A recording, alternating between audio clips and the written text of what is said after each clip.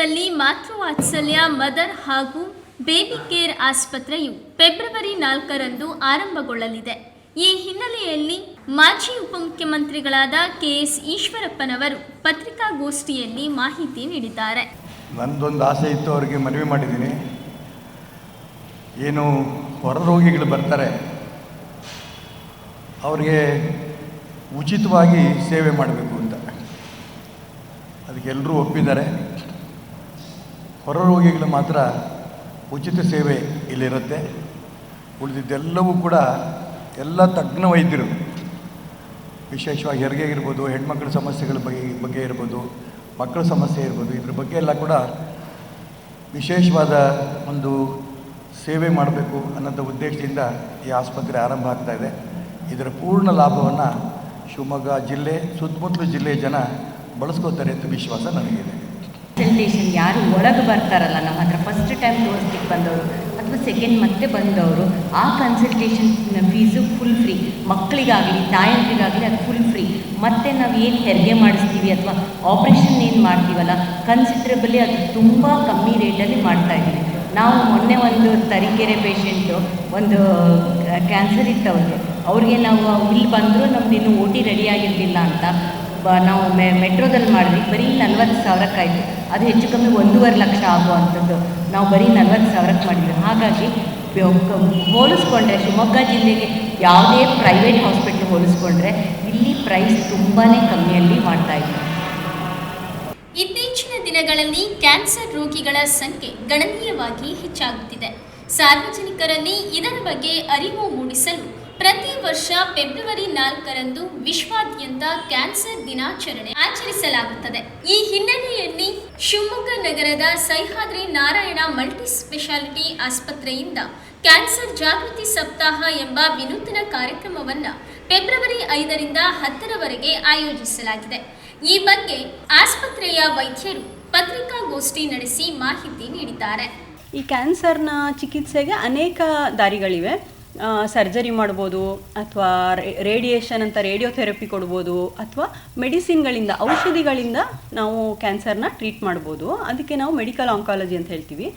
So medical ಆಂಕಾಲಜಿಲಿ ನೀವು ಕೇಳೇ ಇರ್ತೀರಾ ಕೀಮೋಥೆರಪಿ ಅಂತ. ಸೊ ಇತ್ತೀಚಿನ ದಿನಗಳಲ್ಲಿ ಕೀಮೋಥೆರಪಿ ಅಲ್ಲದಲ್ಲೇ ಬೇರೆ ಅನೇಕ ಆಪ್ಷನ್ಸ್ ಇದ್ದರೂ ಸಹ ಮೆಜಾರಿಟಿ ಪೇಷಂಟ್ಸ್ಗೆ ನಾವು ಕೀಮೋಥೆರಪಿ ಕೊಡಲೇಬೇಕಾಗತ್ತೆ. ಸೊ ಕೀಮೋಥೆರಪಿ ನಾನು ಯಾವುದೇ ಪೇಷಂಟ್ಗೆ ನೋಡಿ ನಿಮಗೆ ಈಗ ಕೀಮೋಥೆರಪಿ ಕೊಡಬೇಕಾಗತ್ತೆ ಅಂತ ಹೇಳಿದಾಗ ಅವ್ರು ನನಗೆ ಕೇಳ್ತಾರೆ, ಕೀಮೋ ತಗೊಳ್ಳೋದ್ರಿಂದ ಪೇಯ್ನ್ ಆಗತ್ತಾ ಮೇಡಮ್, ನೋವಾಗತ್ತಾ ಅಂತ ಕೇಳ್ತಾರೆ.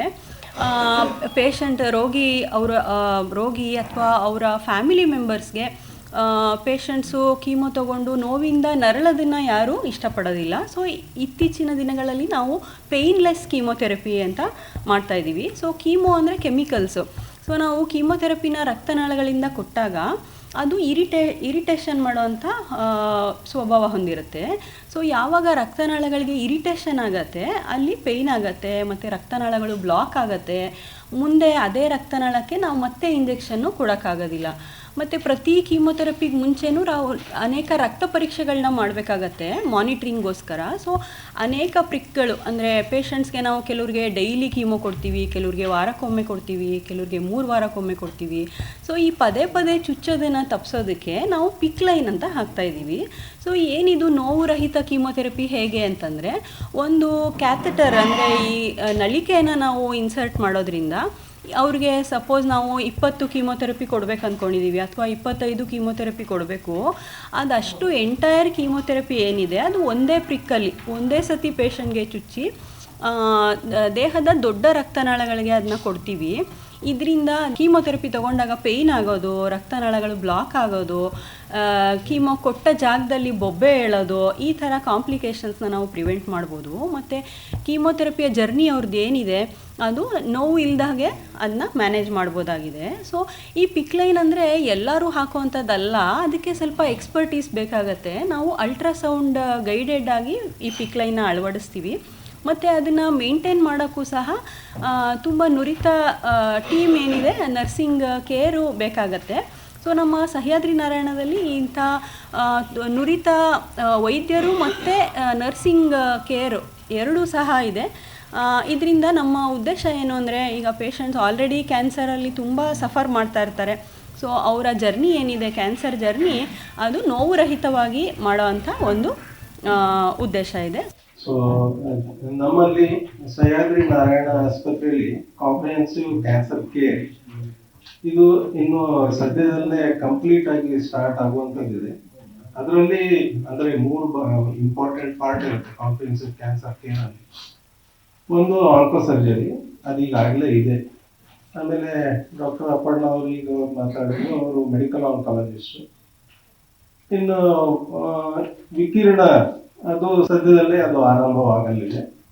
ಸೊ ಅದು ಟಾಪ್ ಆ್ಯಂಡ್ ಟೆಲಿಥೆರಪಿ ಹಾಗೂ ಬ್ರೇಕಿಥೆರಪಿ ಎರಡೂ ಇದೆ ಅದರಲ್ಲಿ.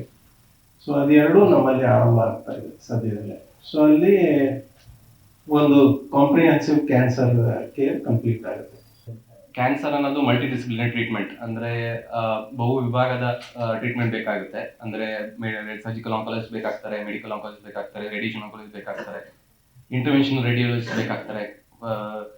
ಶಸ್ತ್ರಚಿಕಿತ್ಸೆ ಆದ್ಮೇಲೆ ರಿಹ್ಯಾಬಿಲಿಟೇಷನ್ ಮಾಡೋಕ್ಕೆ ಫಿಸಿಯೋಥೆರಪಿ ಬೇಕಾಗುತ್ತೆ, ಸ್ಪೀಚ್ ಅಂಡ್ ಸ್ವಾಲೋ ಥೆರಪಿ ಬೇಕಾಗುತ್ತೆ, ಮತ್ತೆ ನ್ಯೂಟ್ರಿಷನ್ ಥೆರಪಿಸ್ಟ್ ಬೇಕಾಗ್ತಾರೆ, ಸೈಕೋ ಆಂಕಾಲಜಿಸ್ಟ್ ಕೂಡ ಬೇಕಾಗ್ತದೆ. ಸೊ ನಮ್ಮಲ್ಲಿ ಕಾಂಪ್ರಿಹೆನ್ಸಿವ್ ಕ್ಯಾನ್ಸರ್ ಕೇರ್ಗೆ ಎಲ್ಲ ಸೌಲಭ್ಯಗಳಿದೆ. ಶಸ್ತ್ರಚಿಕಿತ್ಸೆ ನಮ್ಮ ಪಾತ್ರ ಏನಂತ ಅಂದ್ರೆ, ಫಸ್ಟ್ ಪೇಷಂಟ್ ಬಂದ್ಮೇಲೆ ಅದನ್ನ ಡಯಾಗ್ನೋಸ್ ಮಾಡೋದು ಬಯಾಪ್ಸಿ ಫಸ್ಟ್ ಸ್ಟೆಪ್. ಮತ್ತೆ ಕ್ಯಾನ್ಸರ್ ಎಲ್ಲ ಸ್ಕ್ಯಾನಿಂಗ್ ಅದೆಲ್ಲ ಆದ್ಮೇಲೆ ಅದ್ರ ಹಂತ ತಿಳ್ಕೊಳ್ಳೋದು, ಮತ್ತೆ ಕ್ಯಾನ್ಸರ್ ಗುಣಪಡಿಸೋದು ಸರ್ಜರಿ ಮೂಲಕ. ಮೊದಲನೇ ಹಂತದಲ್ಲಿ ಬಂದಾಗ ನಾವು ಶಸ್ತ್ರಚಿಕಿತ್ಸೆ ಮೂಲಕ ಸಾಕಷ್ಟು ಕ್ಯಾನ್ಸರ್ನ ಗುಣ ಮಾಡ್ಬೋದು. ಕ್ಯಾನ್ಸರ್ ಪೀಡಿತ ಭಾಗವನ್ನು ತೆಗೆಯೋದು, ಅದರ ಕ್ಯಾನ್ಸರ್ ಪೀಡಿತ ಭಾಗದ ಜೊತೆಗೆ ಅಂಗಗಳನ್ನ ತೆಗಿಬೇಕಾಗಬಹುದು. ಪ್ಲಸ್ ದುಗ್ಧರಸ ಗ್ರಂಥಿಗಳು, ಲಿಂಫ್ ನೋಡ್ಸ್ ಅಂತ ಹೇಳ್ತೀವಿ, ಅದನ್ನು ತೆಗಿಬೇಕಾಗುತ್ತೆ. ಸೊ ಅದರಿಂದ ನಮಗೆ ಕ್ಯಾನ್ಸರ್ನ ಹಂತ ಪತ್ತೆ ಹಚ್ಚುತ್ತೆ. ಪ್ಲಸ್ ಅದ್ರ ಮೂಲಕ ನಾವು ಹಂತ ನೋಡ್ಮೇಲೆ ಅದನ್ನ ಅದಕ್ಕೆ ಕೀಮೊಥೆರಪಿ ಬೇಕೋ ಮತ್ತೆ ರೇಡಿಯೇಷನ್ ಥೆರಪಿ ಬೇಕೋ ಅಂತ ನಾವು ಡಿಸೈಡ್ ಮಾಡ್ಬೋದು. ಮತ್ತೆ ಪಾತ್ರ ಅಂತ ಅಂದ್ರೆ, ಮತ್ತೆ ತೆಗೆದ ಭಾಗವನ್ನು ರೀಕನ್ಸ್ಟ್ರಕ್ಟ್ ಮಾಡೋದು, ಅಂದ್ರೆ ಪುನರ್ ನಿರ್ಮಾಣ ಮಾಡೋದು. ಪ್ಲಸ್ ಪ್ಯಾಲೇಟಿವ್ ಸರ್ಜರಿ ಅಂತ ಕೂಡ ಹೇಳ್ತೀವಿ. ಅಂದ್ರೆ ಈಗ 4ನೇ ಸ್ಟೇಜಲ್ಲಿ ಹೋದಾಗ ಏನು ಸರ್ಜರಿ ಮಾಡಿ ಗುಣ ಮಾಡ್ಲಿಕ್ಕೆ ಆಗೋದಿಲ್ಲ, ಆದ್ರೂ ಪೇಷಂಟ್ಗಳಿಗೆ ಕೆಲವು ತೊಂದರೆಗಳಿರ್ತವೆ. ಗಂಟು ಟ್ಯೂಮರ್ ಕರಳಿ ಗೊತ್ತಾ ಇರುತ್ತೆ, ಬೇರೆ ತೊಂದರೆಗಳಿರುತ್ತೆ, ನೋವಿರುತ್ತೆ, ಅದು ಕೂಡ ಪ್ಯಾಲೇಟಿವ್ ಸರ್ಜರಿ ಕೂಡ ಒಂದು ಪಾತ್ರ ನಮ್ದು. ಕೇಂದ್ರ ಹಣಕಾಸು ಸಚಿವೆ ನಿರ್ಮಲಾ ಸೀತಾರಾಮನ್ ಅವರು 2024-25ನೇ ಸಾಲಿನ ಮಧ್ಯಂತರ ಬಜೆಟ್ ಮಂಡನೆ ಮಾಡಿದ್ದಾರೆ. ಈ ಹಿನ್ನೆಲೆಯಲ್ಲಿ ಶಿವಮೊಗ್ಗದಲ್ಲಿ ಕಾಂಗ್ರೆಸ್ ಜಿಲ್ಲಾಧ್ಯಕ್ಷರಾದ ಎಚ್.ಎಸ್. ಸುಂದರೇಶ್ ಅವರು ತಮ್ಮ ಪ್ರತಿಕ್ರಿಯೆ ನೀಡಿದ್ದಾರೆ. ಈಗಾಗಲೇ ನಿನ್ನೆ ದಿನ ಕೇಂದ್ರದ 6ನೇ ಬಜೆಟನ್ನು ನಿರ್ಮಲಾ ಸೀತಾರಾಮನ್ ಅವರು ಅನೌನ್ಸ್ ಮಾಡಿದ್ದಾರೆ. ಈಗಾಗಲೇ ಕಳೆದ ಬಾರಿ ಸುಮಾರು 6ನೇ ಬಜೆಟ್ ಇದು ಬಳಸ್ತಾರ. ಕಳೆದ ಬಾರಿ ಬಜೆಟ್ನಲ್ಲಿ ಘೋಷಣೆ ಮಾಡಿದಂಥ ಒಂದೇ ಒಂದು ಇಲ್ಲಿಯವರೆಗೂ ಯಾವುದು ನಮಗೇನು ಕಣ್ಣಿಗೆ ಕಾಣ್ತಾ ಇಲ್ಲ. ಎಲ್ಲದಕ್ಕೂ ಸಾವಿರಾರು ಕೋಟಿ ಅನೌನ್ಸ್ ಮಾಡಿದ್ದಾರೆ. ಆದರೆ ಇಲ್ಲಿ ಕಾರ್ಯಗತ ನಮ್ಮ ಜಿಲ್ಲೆಯಲ್ಲಿ ಅದಕ್ಕೆ ಒಂದೇ ಒಂದು ನಾವೆಲ್ಲೂ ನೋಡಿಲ್ಲ. ಯಾಕೆ ಅಂತ ಹೇಳಿದ್ರೆ, ಅವರು ನಿನ್ನೆ ಮಾಡಿದಂಥ ಬಜೆಟು ಮಧ್ಯಂತರ ಬಜೆಟ್ ಆದರೂ ಕೂಡ ಇದು ಕಾಟಾಚಾರದ ಮತ್ತು ನಿರಾಶಾದಾಯಕ, ಯಾರಿಗೂ ಉಪಯೋಗ ಇಲ್ಲದೆ ಇರತಕ್ಕಂಥ ಇದೊಂದು ವೇಸ್ಟ್ ಬಜೆಟ್. ಇದನ್ನು ಮಾಡೋ ಅವಶ್ಯಕತೆಯೇ ಇರಲಿಲ್ಲ. ಸುಮ್ಮನೆ ಒಂದು ಬಜೆಟ್ ಮಾಡಿದ್ದೀವಿ ಅನ್ನೋದಕ್ಕೋಸ್ಕರವಾಗಿ ಒಂದಷ್ಟು ಹಂಚಿಕೆಗಳನ್ನು ಮಾಡಿ ಇವತ್ತು ಆ ಬಜೆಟನ್ನು ಮಾಡಿದ್ದಾರೆ. ಅದಕ್ಕೆ ಯಾವುದೇ ಕಿಮ್ಮತ್ತಿಲ್ಲ. ಅದರಿಂದ ಸಾರ್ವಜನಿಕರು ಇದರಿಂದ ಯಾವುದು ಉಪಯೋಗವೂ ಆಗಿಲ್ಲ ನಾನು ನೋಡಿದಾಗೆ. ಯಾಕೆ ಅಂತ ಹೇಳಿದ್ರೆ, ಕಳೆದ ಬಾರಿ ನೀವು 20,000 ಕೋಟಿನ ಕರೋನಾದಿಂದ ತತ್ತರಿದಂಥ ಸ್ಮಾಲ್ ಸ್ಕೇಲ್ ಇಂಡಸ್ಟ್ರೀಸಿಗೆ ಘೋಷಣೆ ಮಾಡಿದರು. ಇಲ್ಲಿಯವರೆಗೂ ಶಿವಮೊಗ್ಗ ಜಿಲ್ಲೆಯಲ್ಲಿ ಕೇಂದ್ರ ಸರ್ಕಾರದ ಬಜೆಟ್ ಘೋಷಣೆಯಿಂದ ಒಂದೇ ಒಂದು ಕೈಗಾರಿಕೆಗಳಿಗೂ ಉಪಯೋಗ ಆಗಿಲ್ಲ, ಯಾವುದೂ ಬಾಗಿಲು ತೆಗೆದಿಲ್ಲ, ಯಾರಿಗೂ ಅದರಿಂದ ಏನೂ ಸಹಾಯ ಆಗಿಲ್ಲ. ಅದಲ್ಲದೆ ನೀವು ಕಾರ್ಮಿಕರಿಗೆ ಘೋಷಣೆ ಮಾಡಿದರು, ಮಹಿಳೆಯರಿಗೆ ಘೋಷಣೆ ಮಾಡಿದರು. ಆಮೇಲೆ ವಸತಿ ಯೋಜನೆ 2022ಕ್ಕೆ ನರೇಂದ್ರ ಮೋದಿಯವರು ಇಡೀ ದೇಶದಲ್ಲಿ ಗುಡಿಸಲು ಮುಕ್ತ ದೇಶವನ್ನಾಗಿ ಮಾಡ್ತೇನೆ, ಮತ್ತು ನಿಮಗೆ 5 ಕೋಟಿ ವಸತಿಗಳನ್ನು ಕಟ್ತೇವೆ, ವರ್ಷಕ್ಕೊಂದು 5 ಕೋಟಿ ಅಂತ ಹೇಳಿದರು. ಇಲ್ಲಿಯವರೆಗೂ ಶಿವಮೊಗ್ಗ ಜಿಲ್ಲೆಯಲ್ಲಿ ಒಂದೇ ಒಂದು ಕೇಂದ್ರ ಸರ್ಕಾರದ ಬಜೆಟಿಂದ ಆದಂಥ ವಸತಿ ಯೋಜನೆಯಿಂದ ಆದಂಥ ಒಂದೇ ಒಂದು ಮನೆಗಳು ಇಲ್ಲ. ನಿನ್ನೆ ದಿನ ನಾನು ನೋಡಿದೆ, ರೈಲ್ವೆ ಕಾರಿಡಾರ್ಗಳು, ಪ್ರವಾಸೋದ್ಯಮಕ್ಕೆ ಒತ್ತು ಕೊಡ್ತಾ ಇದ್ದಾರೆ. ಇವತ್ತು ಮಹಿಳೆಯರ ಬಗ್ಗೆ ಒತ್ತು ಕೊಟ್ಟಿದ್ದಾರೆ ಅಂತ ಮಾಧ್ಯಮಗಳಲ್ಲಿದ್ದಾವೆ. ಏನು ಒತ್ತು ಕೊಟ್ಟಿದ್ದಾರೆ, ಯಾವುದು ಕೊಟ್ಟಿದ್ದಾರೆ, ಎಲ್ಲಿ ಕೊಟ್ಟಿದ್ದಾರೆ, ಹ್ಯಾಕೆ ಕೊಟ್ಟಿದ್ದಾರೆ, ಯಾವುದು ಅಂಕಿಅಂಶ ಯಾವುದೂ ಇಲ್ಲ. ಸುಮ್ಮನೆ ಮಹಿಳೆಯರಿಗೆ ಒತ್ತು ಕೊಡಲಾಗಿದೆ, ಯುವಕರಿಗೆ ಒತ್ತು ಕೊಡಲಾಗಿದೆ. ಯಾವುದು ನಿರುದ್ಯೋಗ ಸಮಸ್ಯೆದು, ಯಾವುದೇ ಉದ್ಯೋಗ ಘೋಷಣೆ ಇಲ್ಲ, ಉದ್ಯೋಗಕ್ಕಾಗಿ ಏನು ಅದಕ್ಕೆ ಯಾವುದೋ ಸ್ಕೀಮ್ ಹಾಕಿಲ್ಲ, ಯಾವುದೋ ಅಮೌಂಟ್ ತೆಗೆದೇ ಇಡಲಿಲ್ಲ. ಯುವಕರಿಗೆ ಒತ್ತು ಕೊಡಲಾಗಿದೆ, ಕಾರ್ಮಿಕರಿಗೆ ಒತ್ತು ಕೊಡಲಾಗಿದೆ, ರೈತರಿಗೆ ಒತ್ತು ಕೊಡಲಾಗಿದೆ. ಎಲ್ಲೂ ಯಾವುದನ್ನು ನೀವು ಅಂಕಿಅಂಶ ಬಜೆಟ್ನಲ್ಲಿ 1 ಪೈಸದ ಅಮೌಂಟನ್ನು ಕೂಡ ಅದಕ್ಕೆ ತೆಗೆದಿಟ್ಟಿಲ್ಲ, ಯಾವುದನ್ನು ಅದರಲ್ಲಿ ಅಂಕೆ ತಿಳಿಸಿಲ್ಲ. ಏನು ಮಾಡ್ತೀವಿ ಒತ್ತು ಏನು ಅನ್ನೋದು ಯಾವುದೂ ವಿಚಾರ ಕರೆಕ್ಟಾಗಿ ಯಾವುದೂ ಅದರಲ್ಲಿ ಇಲ್ಲ. ಬರೀ ಮಹಿಳೆಯರಿಗೆ ಈ ದೇಶದಲ್ಲಿ ಒತ್ತು ಕೊಡ್ತಕ್ಕಂಥದ್ದು, ಶಕ್ತಿ ಕೊಡ್ತಕ್ಕಂಥ ಕೆಲಸ. ಇವತ್ತು